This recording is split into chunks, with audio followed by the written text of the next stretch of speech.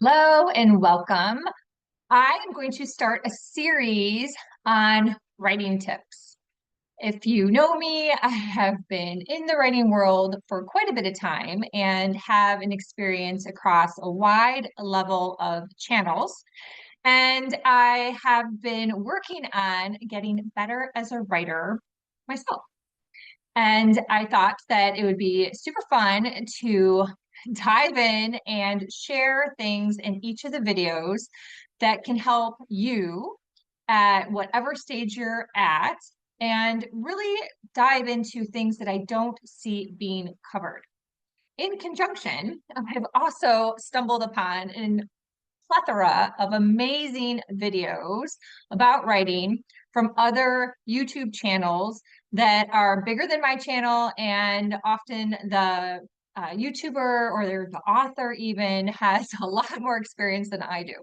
So I have actually made my playlist public of other people's YouTube videos that I have consumed and think are amazing, and I really wanted to share them with you too. So we have a lot to cover in this series, and I'm going to attempt to keep it as bite-sized as possible. But if you know me, you know that I cover ground very quickly with no BS, no fluff, and a lot of codes. So you may want to watch my videos more than once and definitely stay till the end because like in this video that I'm going to be covering about 3 pitfalls, 3 mistakes, 3 things to avoid in your writing journey. There's going to be some intertwining as we go along. So anyhow, so thanks for being here. If you are new and you just found me, please subscribe, please like, and please feel free to share in the comments any other tips or advice. Let's add to the conversation. If there's someone else's YouTube out there, or maybe it's your YouTube that you think is really helpful for writers and in general personal development, please feel free to share. So I think we're all on this journey together. And I really love the writing community because I've always felt that there wasn't a stigma of judgment or comparison. And maybe that's just my perception. Someone can disagree with me on that if they choose, but I've just always really liked this community of writers and have had just a ton of really amazing experiences of meeting people, connecting with people over the years. So let's dive in. So this is going to be 3 pitfalls that I see out there that I don't think is discussed, or I haven't seen it discussed. Let's put it like that. So number one is what is stopping you that is actually considered a silly notion. And the words silly notion came to me on a walk when I was doing a deep dive as to my own journey as a writer. And a lot of people talk about these 3 other aspects as reasons or excuses, however you want to put it, that they have either stopped their writing journey or they've stalled their writing journey. And those reasons weren't reasons for me and likely may not be reasons for you. So it's good to first unpack that before we get to the conversation of silly notion. So the things that I most often hear online as to why writers stop is imposter syndrome. And imposter syndrome is something that you can Google if you've never heard of that. So I'm not going to do a deep dive into it. But quite frankly, in my opinion, imposter syndrome, there's always going to be someone ahead of you. It's just how it is.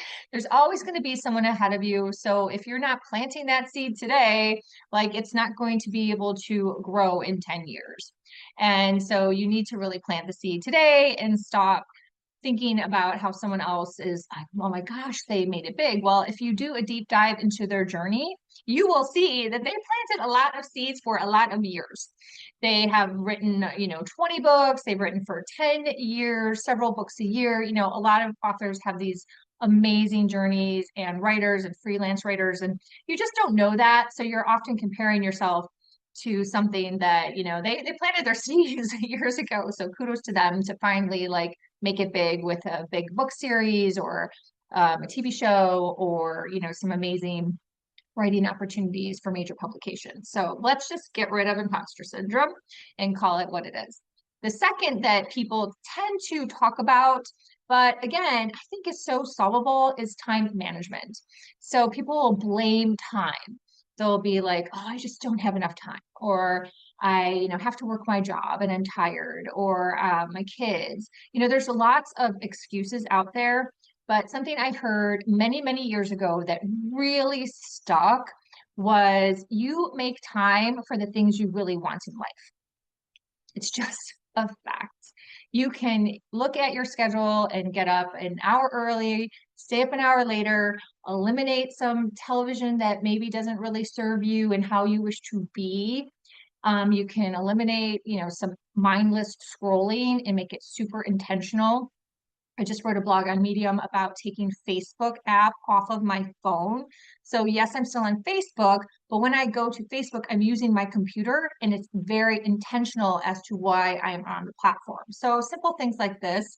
I could talk about time management all day long, and I have a lot of time management videos in my channel of looking at time and accountability in a different way. So fill your boots and I'll try to put some links in there. But anyhow, so let's just get time management out of the way.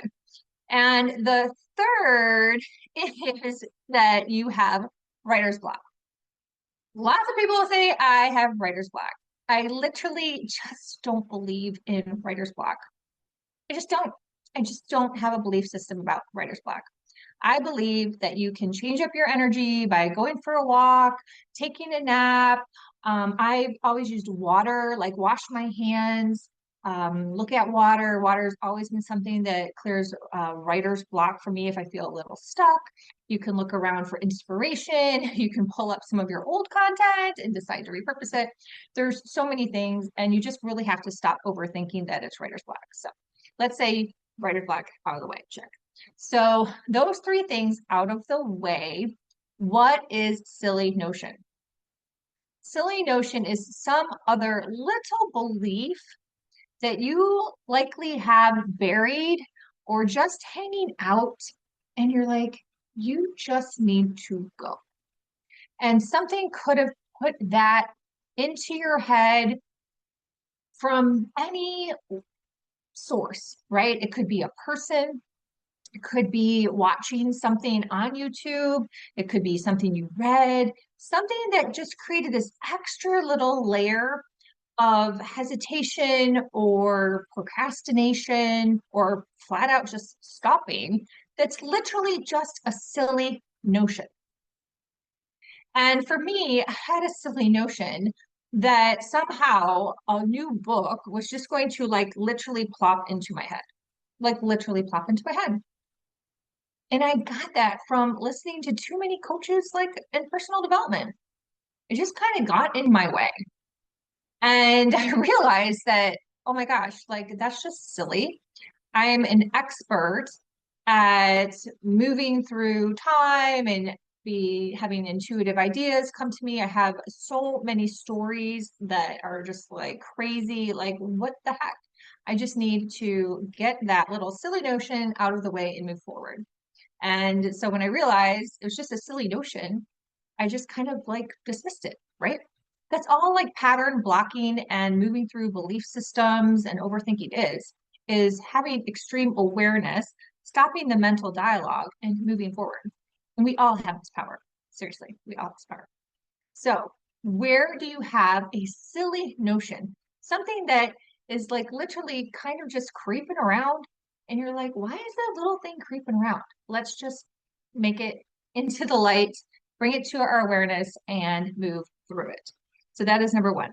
Where do you have a silly notion that's not time management, that's not imposter syndrome, and is not writer's block, that's still just hanging around that needs to be cleared? Number two, I want to talk about consistency. Yep. Yes, it is something that you need to do. Consistency.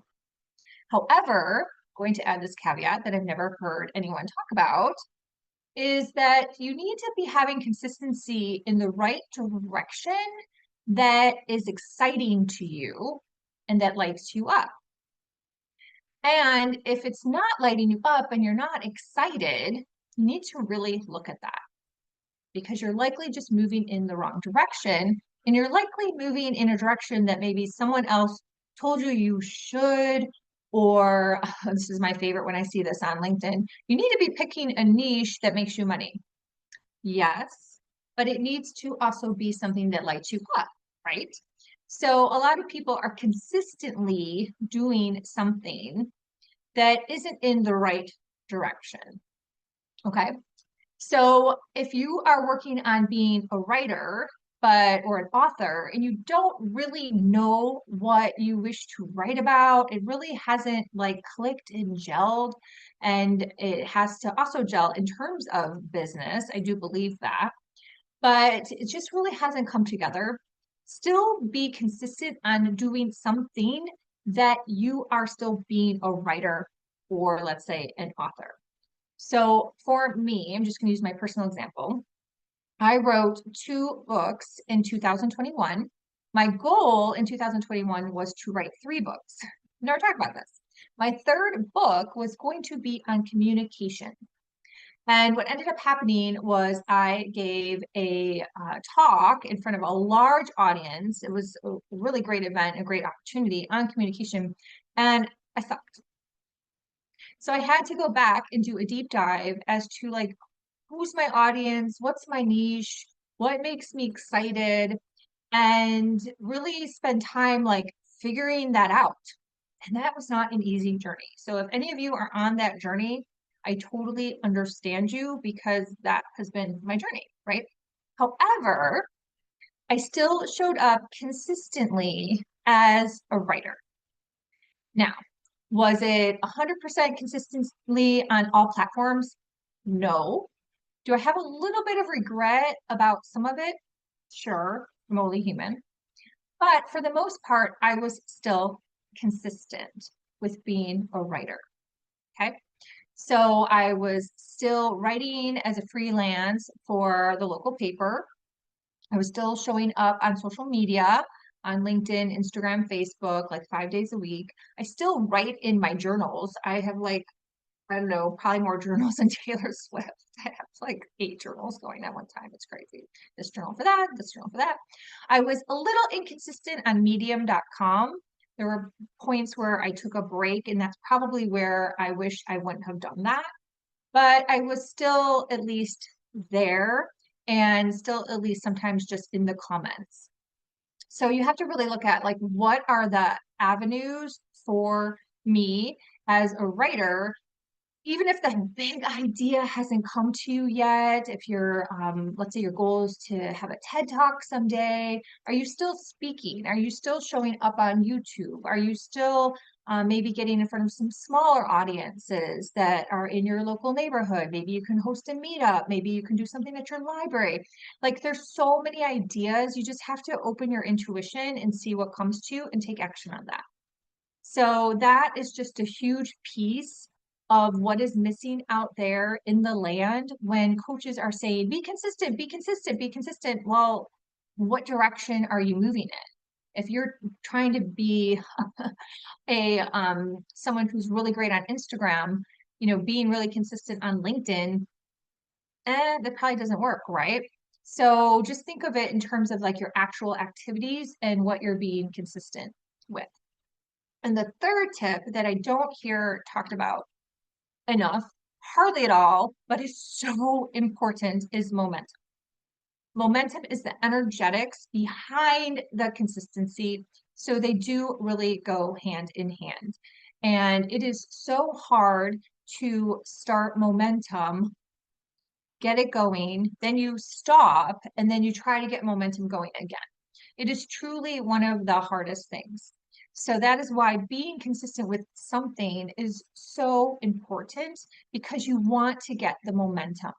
You have to really understand, there's a great book that so many people talk about, and I really don't think they even understand, even though they talk about it, but Jim Collins' Good to Great, and he talks about the flywheel. I had that book when that first came out, yes, a long time ago, and had it on, I still have it on CD, yes, because I listened to it in my car as a sales rep. So when I started my sales business, I was all about momentum. I kept going. I worked all the time. I didn't hustle where I was sick or anything like that, that you hear stories about, which I think then scares people.